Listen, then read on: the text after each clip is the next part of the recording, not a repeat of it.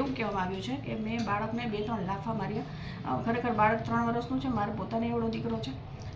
હાથ ઉપાડવાની વાત દૂર રહી, હું જોશથી ખીજાતી પણ નથી બાળકોને. પણ હવે એ ઇસ્યુ અમારા છે ને આંગણવાડી કેન્દ્રના બહેનો સાથે છે.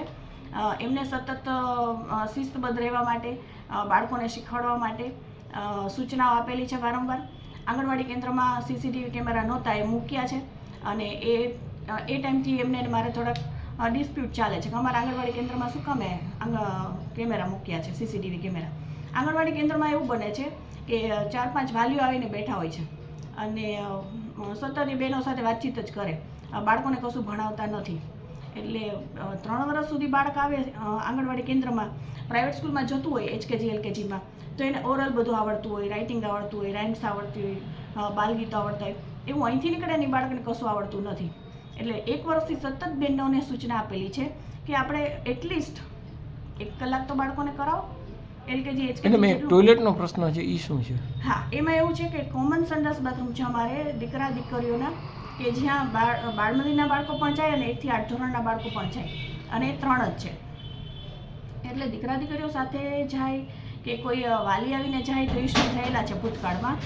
એટલે એની અમે રજૂઆતો કોર્પોરેશનમાં સમિતિમાં કરેલી છે કે અમને અલગથી ટોયલેટ બાથરૂમ બનાવવામાં આવે, અને કોર્પોરેશનમાંથી ને એનું પ્લાનિંગ થઈ ગયું છે.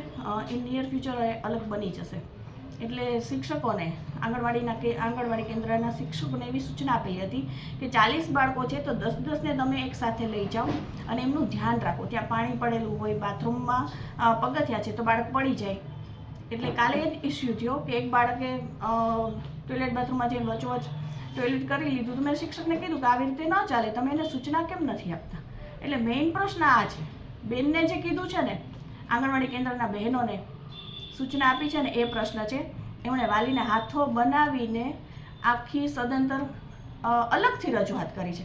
અને હું માનું છું ત્યાં સુધી શિક્ષણધામ છે એ શિસ્ત અને સંસ્કારનું સિંચન કરે છે, અને જે શિસ્તમાં રાખવા માગે ને એને થોડુંક સ્ટ્રિક્ટ થવું પડે. અને એ શિક્ષકો નહીં થાય તો સમાજને ખરેખર તકલીફ પડશે. કારણ કે ઘણા વાલી આવીને મને એમ કે બાળકો અમારું માનતા નથી. એ જ બાળકોને 5 કલાક અમારે તમામ વાત માને છે, અને એ પાયાથી શીખવાડવું જોઈએ. શિક્ષકોના હાથ આમને આમ બંધાયેલા રહેશે તો ખરેખર સમાજને પતનના રસ્તે લઈ જશું આપણે બધા થઈ. અત્યારે બાળકોને મા બાપના મારની પણ બીક નથી, શિક્ષકોના મારની બીક નથી, જોસ્તી બોલીએ તો પણ બીક નથી, અને સેજે જો ખીજાયા હોય તો તરત જ આવી ફરિયાદો થાય. અને આ જે આખો ઇસ્યુ છે એ તો ખરેખર મારી મચડીને બીજો જ બતાવેલો છે. આંગણવાડી કેન્દ્રની આજે લેખિતમાં રજૂઆત કરવા હું જવાની જ હતી એમની ઓફિસે. એમના સુપરવાઇઝર ચેન્જ થયા એટલે એમણે મારો ફોન રિપ્લાય નથી કર્યો. એમના સુપરવાઇઝરનું ધ્યાન હું દોરીશ જ 100% કે આપણા આંગણવાડી કેન્દ્રો છે એમાં બાળકો ખાલી ને ખાલી સાચવવા માટે મૂકી જાય છે કે ખરેખર પાયાનું જે રમતા ભણવું જોઈએ એ ભણતર પણ આપવું જોઈએ આ બહેનોએ.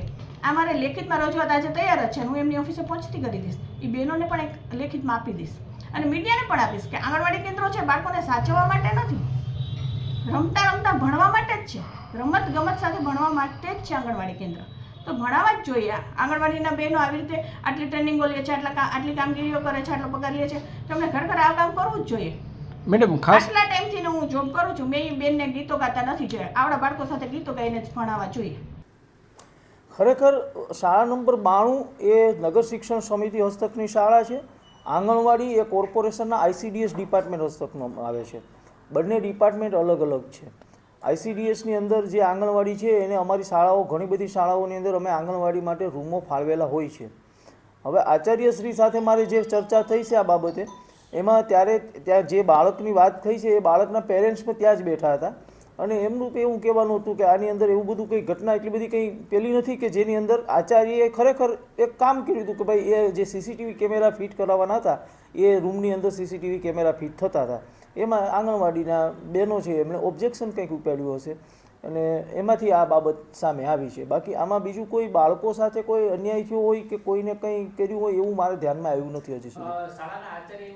એટલે એ બાબતે પણ મેં આજે જ સવારે એમની સાથે ચર્ચા કર્યા બાદ તમે જેમ કહો છો એમ આચાર્ય સાથે વાત કરી છે, અને CRC જે અમારા છે ત્યાંના ક્લસ્ટરના એ CRCને પણ મેં આ બાબતની તપાસ સોંપી દીધી છે. એનો તો હું 1-2 દિવસની અંદર તપાસનો નિવેડો લાવી આપીશ.